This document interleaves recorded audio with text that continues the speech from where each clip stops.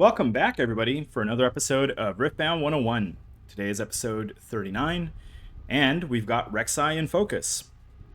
The original plan was to do this episode last week, but what happened was that the bans kind of threw the meta into all sorts of disarray, and I really wasn't confident in what lists to showcase or what styles would be well suited to the meta. And as always, this channel is really intended for people who are looking to cut their teeth on more competitive events, but are maybe themselves new players or have less access to cards or would like to not spend as much. So I'm trying to thread the needle between giving you good lists and giving you lists that are affordable. And if I give you a list that sucks and then you end up spending a ton of money on it, then you're not happy and I haven't done my job properly. So the plan for today, as always, is to go over the core concept behind Rek'Sai, talk about 3 different variants, and then talk very quickly about a rules change that I think impacts one of these variants, the matchups, and then my final recommendation for a budget list. To be clear, I think all 3 variants have their merits, and there's one that I lean towards more that I'm going to talk about. But really, I think you could pick any of these up and have reasonable success, and if they're fun, then you should try them out. So Void Burrower, which is Rek'Sai's legend ability, basically allows you to exhaust the legend once. Well, because you exhaust it only happens once a turn, unless you are playing Hall of Legends. Whenever you conquer, to reveal the top 2 cards of your deck, pick one, play it, or theoretically the actual text is banish it, then play it, and then recycle the other one. So Rek'Sai rewards you for conquering with card advantage, which is one of the key things that Red and Yellow struggled with in set 1. I was a big Darius player, and I often find that Darius is better at compressing value early on, but Rek'Sai actually lets you do the red-yellow thing, which is just like hammer every battlefield with units as much as possible to get value. So the general vibe, and you're going to notice some pretty big ranges, is that Rek'Sai is the aggro deck. So if you're coming from Magic and you enjoy red, Rek'Sai is the deck for you. If you are somebody who played certain styles of Face Hunter or Aggro Warrior back in Hearthstone, then this is the deck for you. And you can notice because out of playable 39 cards in your main deck, some variants run as much as 28 units, and conversely, some run about 18, and you tend to have like the inverse version of removal. So the super like unit heavy lists tend to not run a lot of removal. And the more unit light ones tend to run more removal. And then card advantage is really taken care of by your legend and your signature spell.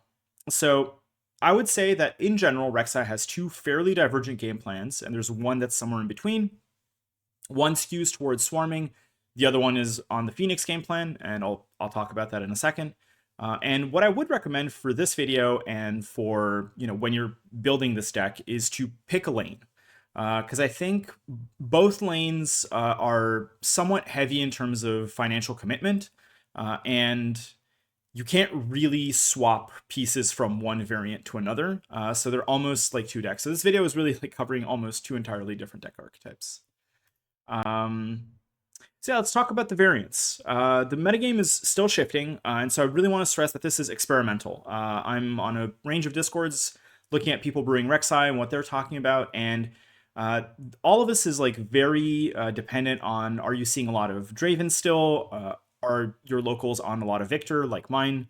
Or are they heavy on Aurelia, where like you're generally more favored? So the variant that you're going to end up sticking with, I think, should be determined by what you see a lot, unless you are a competitive player and you're heading to Atlanta or Lille, in which case I don't know that you're watching this channel, but if you are, you probably have a better sense than I do about what it is that you want to do at these events. So, as usual, taking a look at the main deck curves gives us, somewhat of an idea of how the decks play. So, main deck curve 1, and they're going to be like, there's going to be A, B, and C, is very heavy on 2 drops, as many of the aggressive decks have been, and it is very heavy on units, right? So I'm actually curious if I messed up this curve. We'll see in a couple of slides. So really, there's no gear in this variant, and what you are going to be playing is a lot of small units, some removal spells, and you're really just going to be relying on going somewhat wide and playing some sticky units. This is, I think, the cleanest of the curves and the easiest to understand. Main deck curve B is somewhat divergent. So this version plays seals. You always notice this when you see 0-cost gear. No 1-cost spells, which the other list did play. And then has a pretty like tapering off range of units and a ton of spells at 2 energy. So this deck plays more spells than the others, and they are highly concentrated at the 2 version, which should indicate to you that what you want to do is do spells plus something else. And I don't have to tell you too much about which list this is. And the third version is also on seals, but this time a bit less on spells. So this version runs the most units, and it tends to run like a decreasing linear curve of aggressive units. You play a fair amount of 2-drops, a fair amount of 3-drops, and then decreasing amounts. So this is like a very linear unit-based list, more so than a spell-based one. So these are the 3. If you look at these, I wouldn't fault you for saying, well, these curves look quite similar to each other, especially in the context of, curves like Aurora or curves like Irelia that run almost no units. So let's take a look at them. Yes, okay, so for whatever reason, I miscounted my 6-drops from this list as 5-drops in the curve, which is a mistake by me. So this is Nexavis's balanced Rek'Sai list. And Nexavis was the second best placing Rek'Sai at Vegas. And this to me is what I would recommend as kind of a stock list if you're trying to learn Rek'Sai. It has a good mix of removal and really like good units that I like seeing. I like Void Hatchling. I was a fan of Void Hatchling when I did the review, much to a lot of people's chagrin. And then you have just very good on-rate units in your 3-drops and up. Like Faithful Manufacturer and Vanguard Captain are kind of like tried and true yellow staples. Noxus Hopeful the same. Ferrous Forerunner is maybe the best card in the current metagame. And then Under Titan performs pretty well with this list. So you have like a small Grand Stratagem, and then that also can ramp you if you flip it off of Rek'Sai. And then you have 2 more Grand Stratagems. So this list is kind of threading the needle between going wide and removing opponents' threats. You also have good removal, 2 Falling Stars, 3 Culls, 2 Hidden Blades. And then your only draw on this list really is the Legend and the Void Rushes. That's kind of it. Void Hatchling, you could argue, increases the range of both of these spells, so it is functional help for your draw. I guess Hidden Blade also, you can Hidden Blade your tokens, but sometimes you'll also Hidden Blade your opponent's units if you're looking to close game, and this is the one deck that you will tend to do that more than most, so I'm often on Aurora these days, so if somebody Hidden Blades one of my units, it's probably because they're ending the game. And then your battlefields, arenas closes the game faster. Trifarian is probably your going 1 blind. So like Trifarian going 1 blind, arena when you're starting, and Candlelit when you're second.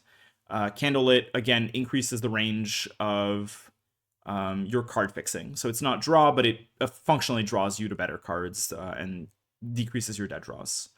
And then the sideboard, I think, is pretty stock. Vanguard, or it's not stock, but it makes sense to me. Vanguard Armory for linear matchups where you just want to go wide. Also, like, very good against single target removal. 1 more Ferrous, either in the mirror or if you're against blue. Ferrous is like an almost undealable card for Singularity or Rex. Thermo for equipment-based decks or gear-heavy decks. So this is your answer to, like, Jax, Azir, and Lucian, but also Aurora. Salvage, same thing for Aurora. And then longswords. Longswords, I'm a bit less like hot on right now, but they are very good in like close races where you can cycle the sword through a bunch of units. So I would have to like do some more research on specifically the spots to use longsword. The second list that I showed is Phoenix Rek'Sai, and really the only person that I've seen testing this to a solid degree is Lothar. His channel info and the info to this deck will be in the video description below. But this is the quintessential like Phoenix list. So you might notice this deck runs 3 of Immortal Phoenix, 3 Seal of Rage. So what you tend to do is you either run Phoenixes into battlefields where they will die, or if you're on your Zon's game, you will tend to discard them to pick up something else. You'll also play Seals, and then you will play removal, like the many copies of Piercing Light or Falling Star. Kill something, bring back Phoenix, accelerate it into play also with Sundisk if you can. And then you're playing more of a removal heavy, I don't want to say like it's a Kaisa cosplay, but it's something similar in terms of the spread of removal to units. This version's also on Darius because you are often doing like the 2 cards a turn kind of combo. And I'll talk about Sundisk specifically in a second, but this version I feel is by far the most difficult version of Rek'Sai to pilot. So be aware of that. The battlefield's also quite different. Zon's there for Phoenix, Void Gate because you're on heavy damage removal, and Temple is really there to untap Sundisk so you can reuse it, or to untap Seals in certain cases where you get to like discount more. So I don't dislike this version. I just have some qualms with it currently, but it is cool if you want to play like a more removal burn heavy kind of list. Ferris Forerunner in the side, Salvage, we talked about. Decree really is kind of the ultimate like answer to Aurelia. So Aurelia decks really struggle into Decree boards, especially like multiple decrees or multiple units that are affected by Decree. And just as a reminder, if you kill a unit through combat damage, it'll pop off one of their protection effects, so something like GA or Zonia's, and then the effect of Decree will go on, or will actually kill the unit. So for example, if their Aurelia is at like 8 defense, including the GA, and you deal 8 combat damage, and you have Decree up, you will kill the Aurelia and pop the GA. So something to keep in mind. And the third list, this is Enoch's 7th place list from the Rift and Runes Unleashed tournament. Although it's an Unleashed tournament, this deck is literally the same. It has no changed cards. And I would say this deck is really like a slight variation on Vuze's Best of Vegas list, which was on yellow Rek'Sai instead of red Rek'Sai, and was on 12 yellow runes instead of 3 for Rek'Sai's Accelerate effect. And the accelerates for Noxus, Battering Ram, and Void Hashling. So this deck tends to accelerate more. The side Forge is really to mess with recursion decks, and also to provide a couple of extra units. Bryn here is there to cook Aurelia and Ornn. Whole decks that need green or blue to protect really get hammered by Bryn here. Purple a little bit less, but still. And then you have your Grand Stratagems. And I'll talk about Power Nexus in a second. It's not uncommon to just like swap red Rek'Sai for yellow and just play this as the 12 yellow Rek'Sai. But I do feel like having the Accelerate is a strong proposition. So if you want to play this as a 9-3 as opposed to a 12, I wouldn't fault you. But yeah, I quite like this version myself as somebody who enjoys yellow decks. And you get to do some pretty crazy stuff, like you get to play Rally into Vanguard Captain, producing like 7 might and also drawing a card. Or you get to like play Rally and then play like a range of cards like Faithful into Xin Zhao, into like Battering Ram, and then you're like, wow, I've dumped so much equity on the board. So yeah, keep that in mind. So the 3 versions really are like balanced, spell-based, and go wide. So yeah, it depends what you like. I honestly would tell you, if you can play like depowered versions of these without seals, maybe try it out at your kitchen table. But I will say one of the things that really makes these lists hard to evaluate is seals are really essential to not deramp, but maintain pressure. So if you look at this list, for example, like you need seals for Cull, you need seals for Hidden Blade, for Xin Zhao, for Vanguard, for the Under Titan, and your spell, and you are like constantly playing a lot of cards every turn. So if you deramp your runes, you're going to feel pretty bad, and you're going to run out of gas. Let's talk about some cards specifically. So Void Burrower is really your main draw engine. This causes you to sequence your plays pretty specifically. Rek'Sai is one of the decks where you will almost always want to conquer first to see what's on top of your deck, or to fix it with something like Candlelit, and then play that unit and then do something else. So that's not always the right play, but this is the deck where you are rewarded for doing that, because if you expend resources first and then you conquer, it'll become harder to get card selection that is appropriate to your mana curve. So for example, if you're like on 6 resources and you top like Ferris plus Under Titan, you're fine. But if you expended 2 resources and you have that same draw, then you can only play Under Titan due to the 2 energy that it resolves. So you lose like a Ferris play. Void Rush, really nothing too complicated here. 2 energy, pays for itself, draws you 2 cards, and allows you to play 1 discounted. Theoretically, you don't have to play it, so you discard, you can draw both, and you don't recycle the one that you don't draw. This also generates, yes, it does a reveal, so it does generate energy off of Under Titan as well. So sometimes you'll get some crazy high rolls, like you'll have like 2 energy and double draw Under Titan, or like you'll pay the 2, double draw Under Titan, and effectively you're like plus 4 energy for 12. And then if you are on like 10, then you just, you know, you play both and you go to town. But under Void Rush is, I think, like one of the reasons why Void Burrower is so much better than something like Darius, because unfortunately Nox in Guillotine is just like not a good spell for this style of deck. I reserve the right to talk about like a more removal based controlling Darius sometime in the future. Yeah, and then Under Titan is another card that you see not in the Phoenix list, but pretty much everywhere else. It's a bit of a gamble whether or not you will see it for the 2, but even playing this for the +2 is really strong, and will often just run your opponents over. It's also not counterable because it's not a spell, so if your opponent for whatever reason is green and is on like Windwall for Grand Stratagem and Decree, Under Titan actually goes under that. So a really valuable card in my opinion. Now I want to talk about 3 kind of cards that you tend to see over and over, but with specific places. So Immortal Phoenix. Immortal Phoenix is really only for the Phoenix variant. This is the removal heavy variant. And yeah, you pitch it with Zons, so then you get to discard it and you bring it back for 1 and 1 energy. And this is why you need Seals of Rage. So Immortal Phoenix and Seals of Rage are almost married. I've seen a couple of variants that are running Seal, but not Phoenix. I would say this is the all-star for that version of the deck. And if you want that kind of deck, unfortunately, it's not really playable without both of these pieces. But both of these pieces are almost nowhere else to be seen.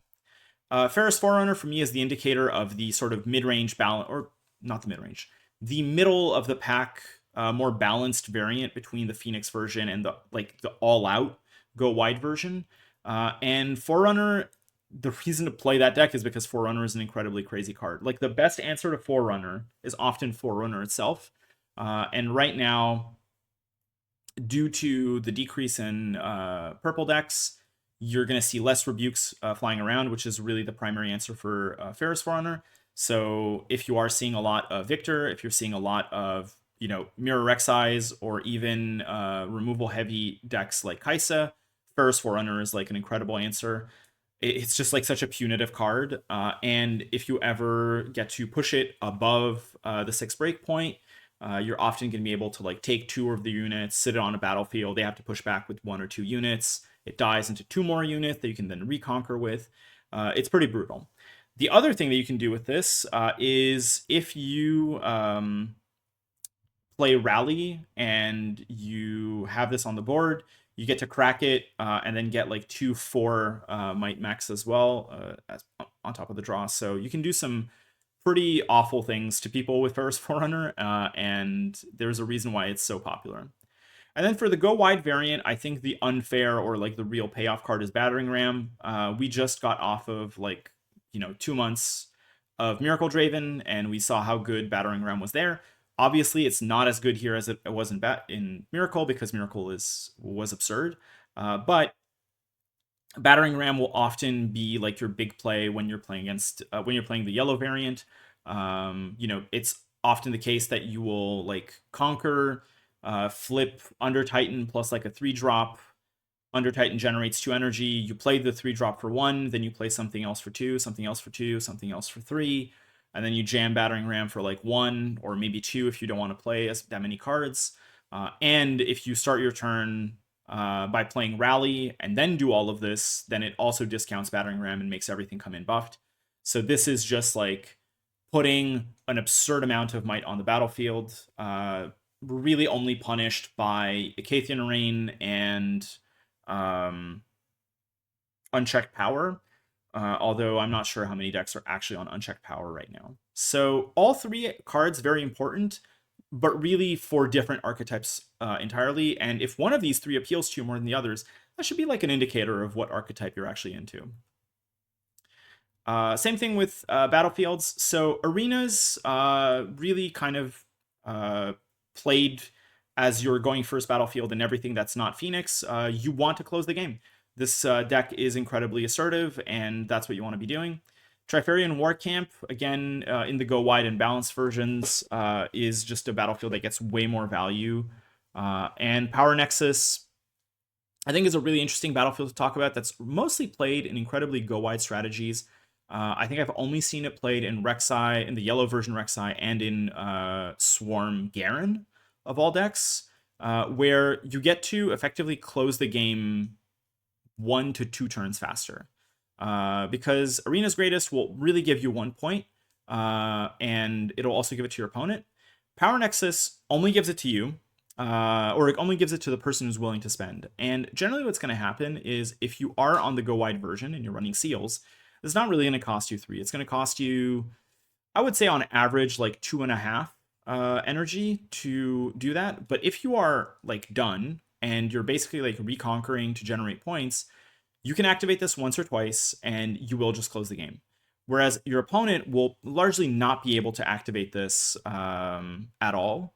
And sometimes you'll take a game from them. I think I won a game against somebody playing this by using their Power Nexus against them. But it's pretty rare that it's going to happen to you. And quite frankly, if that was going to happen to you, it was going to happen off of an Arena's Greatest as well. So it's a pretty cool battlefield. I'm happy to see it actually played. And it is, to me, like exactly what you need when you're playing a super aggressive deck. You need to shave off game turns. Rules changes. So I've talked about Legion having a small rule change, but I think it does change how the decks have been built. Sundisk was pretty much a auto-include in everything but the yellow version for a really long time. And pre-ban, the way that Sundisk worked was that you would play it and it would trigger its own Legion. So you could like pay it for 2, exhaust it immediately, and whatever you played next would have Legion. So you would go Conquer, and then you'd play something like a 2-drop or more depending on your energy, and that would come in readied, and it could attack the second battlefield. So this created like inordinate amounts of pressure. And now that does not really work anymore. The post-ban ruling on Legion is that Legion only counts other cards that you play, other than the card that has Legion on it. So, for example, and I should clarify, pre-ban Legion also cared about cards being played, which means they needed to resolve. Post-ban Legion cares about cards being finalized on the chain. So if somebody counters one of your cards, it still counts for Legion now. So cards like Noxus Hopeful have gotten better, because before, if you played a spell and then you tried to play Noxus and they countered the spell, you were kind of, taken off guard. Now that doesn't work anymore. However, the Sundisk needs you to play it first, then play something else, then exhaust it, then play the other thing. So I think Sundisk has like only spots in Phoenix mostly, and maybe in some balanced lists as like a one of. I am really not a fan of this anymore, and I think it complicates your sequencing of plays to an extreme degree, which is deceptively difficult. It'll make you, it'll force some unintuitive plays from you that otherwise you won't have to make. And if you are not like a frame perfect player, then not playing this variant is usually going to be in your interest, unless you are very adept at the deck. So yeah, um, keep in mind really that like the list that wants to do this is the Phoenix version, and there I understand it has like very good game because you're playing it to accelerate Phoenixes. Otherwise, I'm pretty much off of it. And really, the main thing that it comes down to is that Rek'Sai wants you to conquer and then play, but Sundisk wants you to develop and then conquer and then like accelerate whatever you've developed, or whatever you've set up to with your pre-development. So yeah, it's a small, or it should be a small rules change, but I think it like disproportionately affects this deck, and some versions of Darius that we're still like running around. So yeah, if you see a version with Sundisk, just be aware. Matchups. So I think matchups are also going to help you out in picking up one of these decks. If we were talking middle of last week, I would have told you that the top of the meta was Victor, Irelia, Aurora Yi, and some amount of other yellow decks that are testing the waters. Today, I will tell you Draven is still very much around. It's not as strong as it was, and it has much weaker turn 2 plays, but it's still good. And that should, matter to your decision making. So the two kinds of decks that I would say you're likely to run into are Chaos decks. And this is like Irelia, but also Draven. And in these matchups, the thing that you need to play around is Rebuke. So Rebuke will always harm you if you're playing Ferris. So just be aware of that. And Irelia tends to run like 1 to 2. Draven tends to run 2 on average. And so the likelihood of seeing 1 is pretty high. The yellow list, however, does crazy well into this version of Chaos decks because they don't really care about having their stuff rebuked. Their big units give value on entering play, and their small units generate tokens, and their tokens are relatively worthless. So they're pretty amused if you're trying to rebuke like their Vanguard captain or something. And then conversely, I would say Mind and Order decks are kind of your other threat, which is why Victor is such an issue. Here, the two cards that are really problems are Bellows, which really like hammers any go wide strategies. Bellows Decree in particular is going to like kill 6 units and you can't do anything about it. So in this case, cards like Ferris Forerunner and Phoenix are much more favored. So there is a consideration here that the yellow lists do better into purple and the red lists do better into blue and yellow. So if you're seeing like an inordinate amount of like Victor at your locals, playing the balanced Nexavis list I think is like quite reasonable. And if you're seeing mostly Irelia, then playing the yellow version is quite reasonable because you get to like take a lot of matches off of them. So there's no like one answer, and I would tell you like this is really up to you in the end. The final deck that is part of that top 4 that I want to talk about is Yi. And I say this as somebody who is playing Yi currently. I do not want to see Rek'Sai almost as much as I do not want to see Victor. Decree cooks this matchup really hard.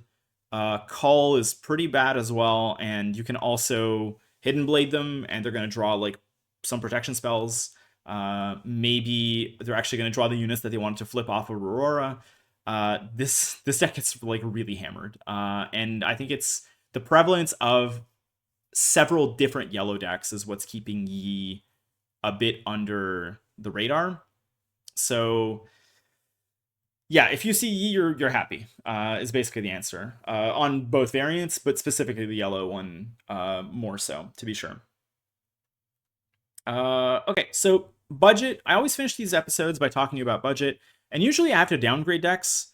I do not have to do this time. I will just tell you, if you're looking for a budget option, just play Nexavis' list.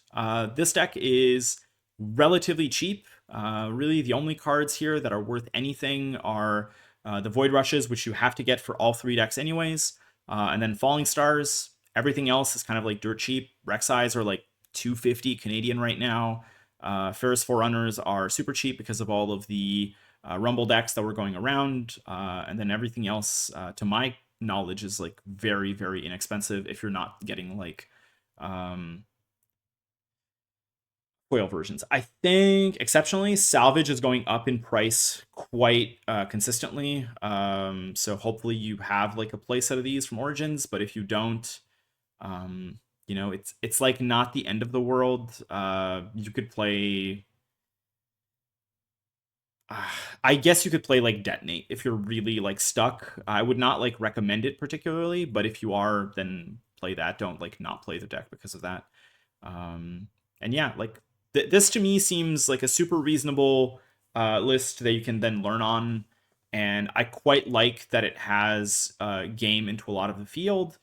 It gives up the hyper strong like decree line that some of the other yellow variants have. But if you are like running into that, feel free to trade out like long swords for decrees if you feel like it.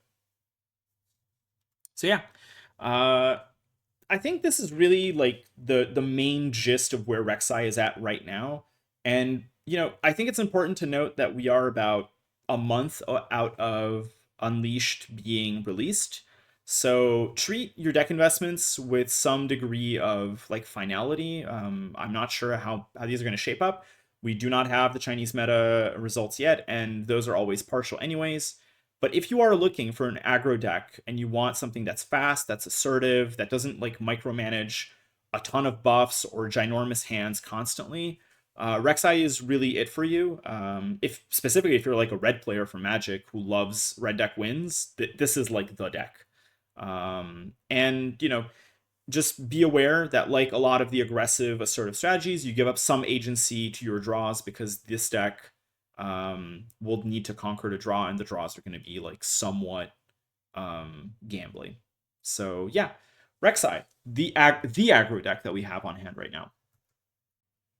Uh, as always, I want to shout out like the people who make these decks and direct you to their channels. Lothar is up on X and has his own YouTube, and I'm going to link the Piltover archive page for the deck where his video is also linked. So go look at that if you really want to play the Phoenix version. And if you want to play the balanced list that I presented that Nexevis worked on, he has a Metafy with a free guide to this, and it's been updated twice post ban. So I would go take a look and support both these creators if you're into it. And then for the yellow version, Vooz I don't think has like a public list or discussion about it yet. And the Rift and Runes Enoch list I don't think has like mega explainers on it. So unfortunately, there's nothing I can send you to otherwise. That's it for today. I want to thank you. And I guess the next episode this week is really going to have to do